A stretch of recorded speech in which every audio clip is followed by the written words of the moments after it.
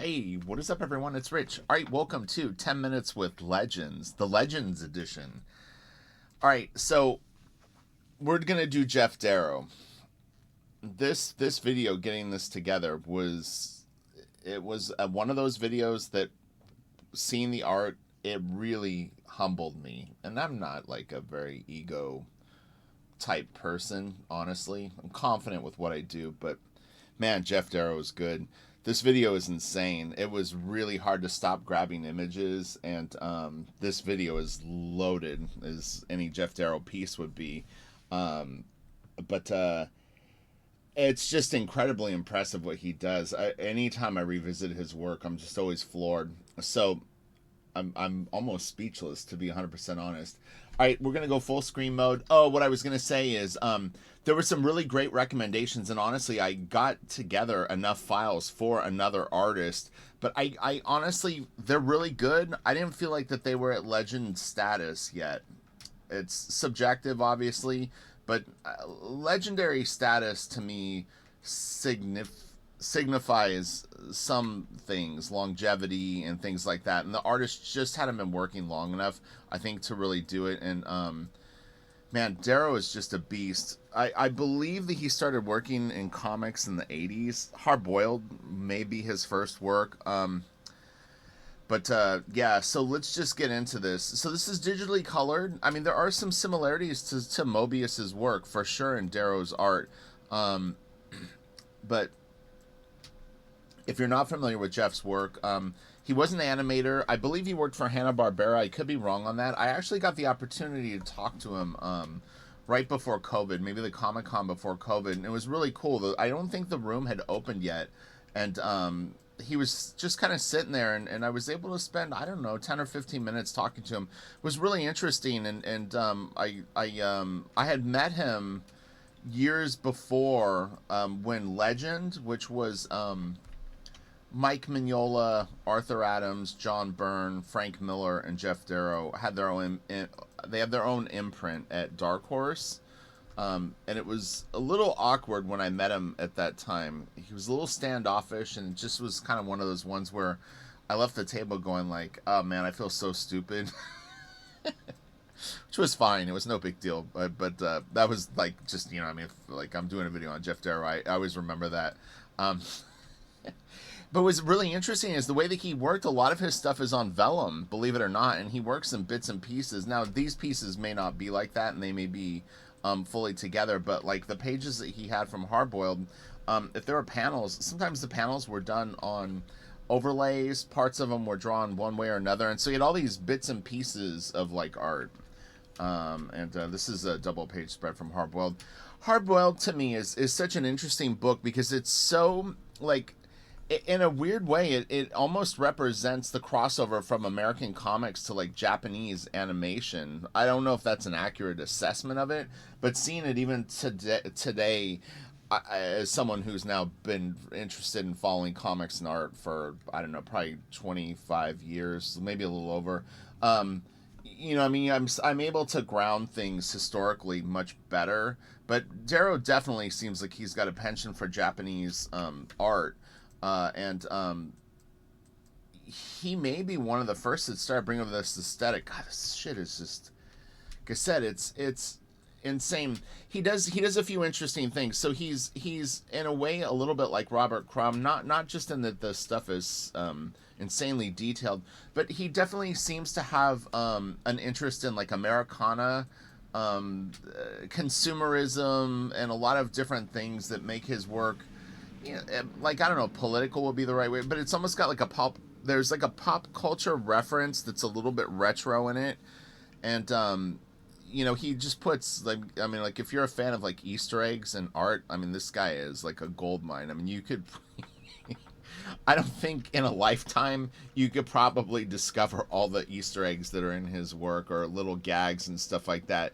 So it's really fun to look at it, and I think also, I say this is many times for me, like, you too, Kitty. The sun's coming out. She's going to be a little chatty. She gets very excited about the sunshine and will tell me all about it.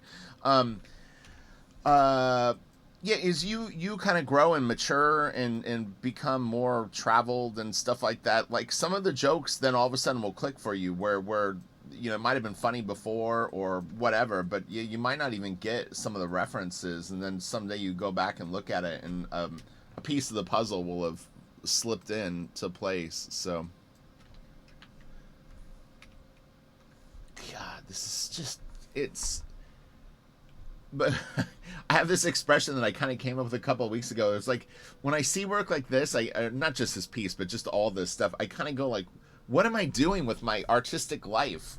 Like I need to, I need to step it up, and I need to just be be better. I think I joked and said do better, but yeah, it's like these there's I think, and that's a good indicator of a legend, is it kind of it makes you consider sort of the path that you're on, reconsider, and really like it creates a lot of questions. So this was interesting. I don't know. I would assume that this is a book of some sort, The Pencil Art of Geof Darrow. I've never seen it. I definitely will hunt around for it and see if I can get a copy, because it sounds very, very cool. And who doesn't want a pencil book of Geof Darrow? Not, I do.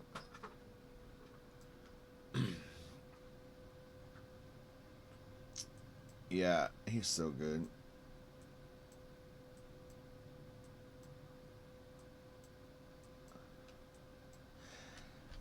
Some of these artists too that are falling into the legendary status, like I said, I think one of the things for me is longevity. When you think of a legacy and a legendary status, you know, Darrow, Arthur Adams is another example. These are guys that are still working at incredibly high levels of not only skill but draftsmanship and then detail.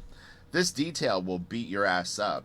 I'm just telling you, like you almost need to sort of be genetically predisposed to be able to pull this off, because some people just physically couldn't do it. It's like being an athlete. It's like some athletes can run fast, some can jump higher, some can hit a ball farther. So artists are like that too. This would destroy some people's eyes. Their hand would never be able to take it back. I mean, you physically have to just be sort of able to do it, and in particular to do it for 20, 30, 35, 40 years. This is not easy stuff to do. I always wonder with Geof and also with Arthur Adams how their eyes are, because your eyes is a big one that people don't, I think, consider until you have problems with your eyes. And this is a recommendation. This is the last little preachy shit that I'll give you.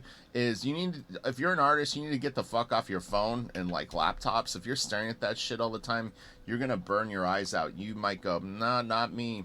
I'm telling you, you're gonna fuck yourself up. So just listen to what I'm saying. Stick to drawing. If you are gonna have to work on a computer, just take breaks, man. Exercise your eyes, or you're gonna regret it. I've been real lucky that I don't wear glasses yet. I do wear reading glasses when I draw now, but uh, I did it by choice. But I definitely want to get glasses now, so I can see better. All right, back to the video. But it is important what I'm saying to you. I'm not kidding. It's not you until it's you. This is beautiful. The colors that Dave Stewart does on this stuff are just fantastic. I'm nearly sure it's Dave Stewart, but they really work great together. And in fact, I believe I have some pages from a recolored version of Hardboiled, and it is really good. It looks great. You know, usually it's a little sacrilegious to go back and recolor stuff, but they really have a nice look together. But you know, the nice thing is you can always have both. Man, this is some creepy shit.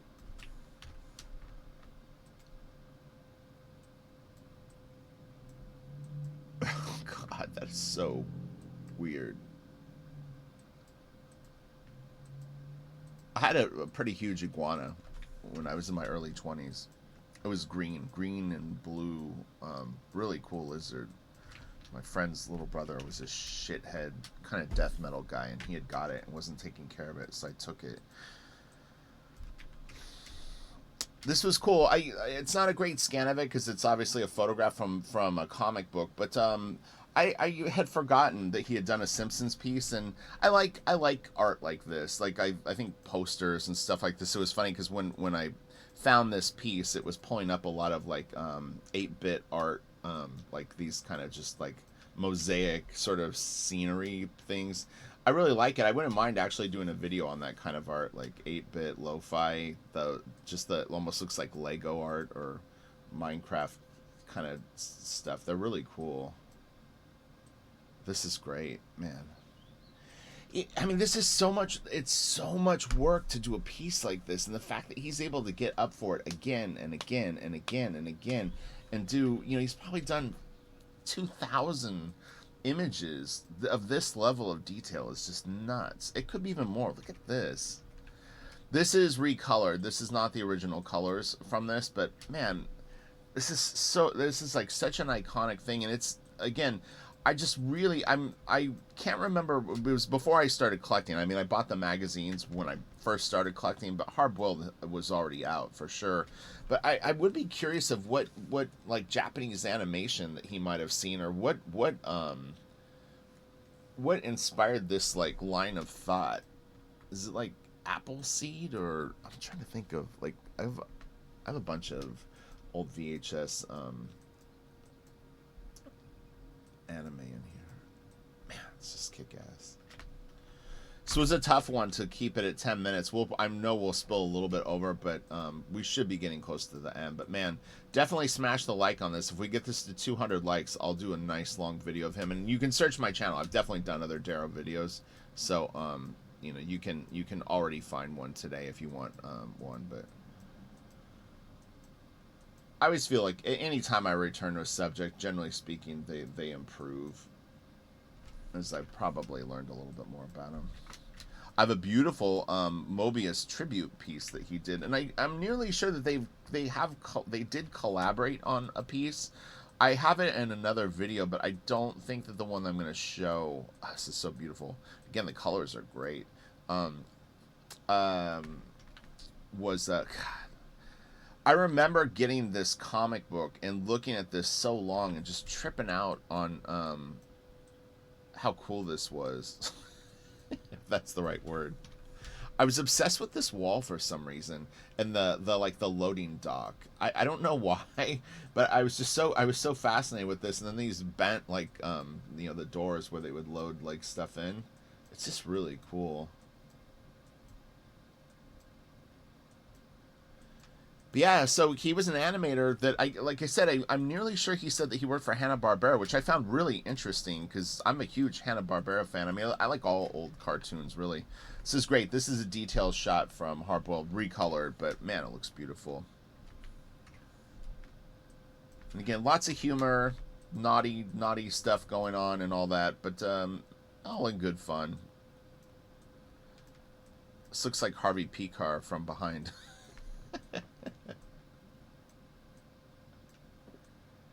Oh my god, this is so funny. Yeah, this is just, it's such good shit.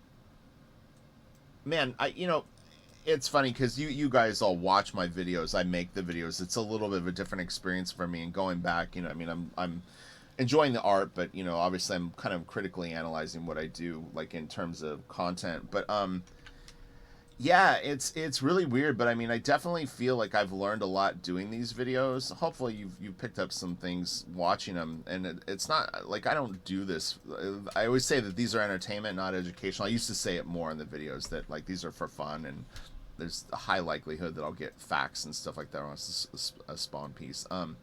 But yeah, there's some profound shit that goes on in these videos, at least for me. Like light bulbs turn on, and it's just it's being able to walk away from the video and being able to retain that the energy, the idea, the inspiration. Because it's if this afternoon you just kind of consumed the video and then didn't really like retain things, it's always worth going back and checking it out again. In particular, ones that you really liked. Myself included. I mean, I'm almost saying it is like something that I should be doing more. I generally will watch like any of these videos. I watch them back usually twice, honestly. Not necessarily that day, but it helps me soak in the art a little bit better. Okay, we should literally be right at the end. There can't be more. I think there's like two more. So this was interesting, and this is kind of what I'm talking about, where you know, his art was kind of done in bits and pieces at times, and so although this probably was just a flip of this on this side, he definitely would work a little piecemeal sometimes, but this is really really cool. Whoa.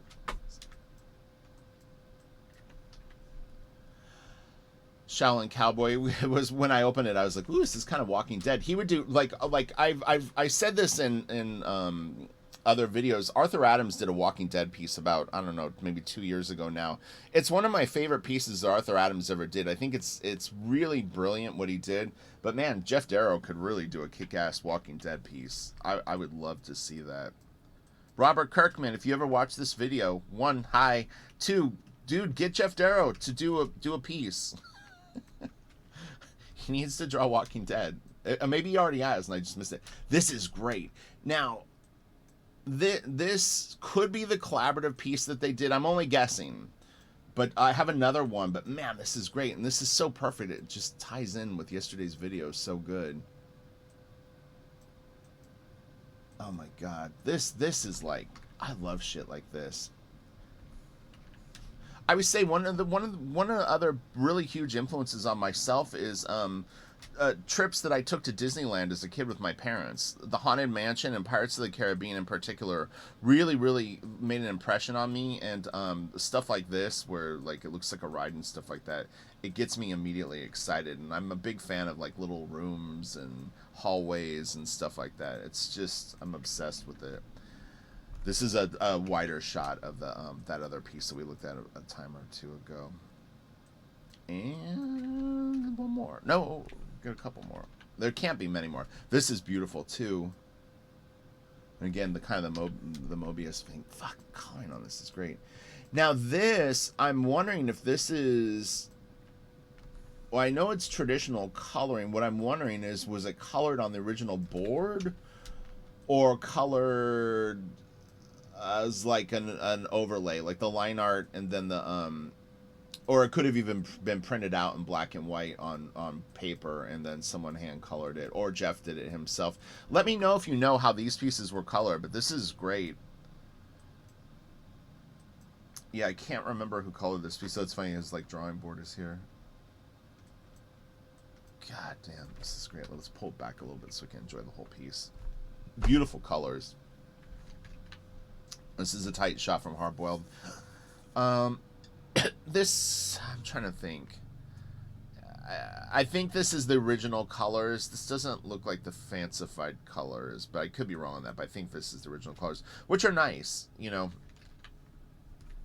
This is, yeah, this was a Wolverine, I think 300 cover, it said. I think I had 2 scans of this. This looks a little different colors. I like the ninjas up here. Well, this was a fun one for me. Oh, this was the piece. This is beautiful. Oh my god, it's so good. But yeah, kind of when I saw this piece and I started thinking of Mobius and Geof Darrow, I started realizing that I need to up my game. And I've said that in a few videos recently, but I think it's important to acknowledge that you can improve, you can work harder, you can work more focused, etc. I mean, it's better than patting yourself on the back and being delusional. So, humility and hard work will take you far.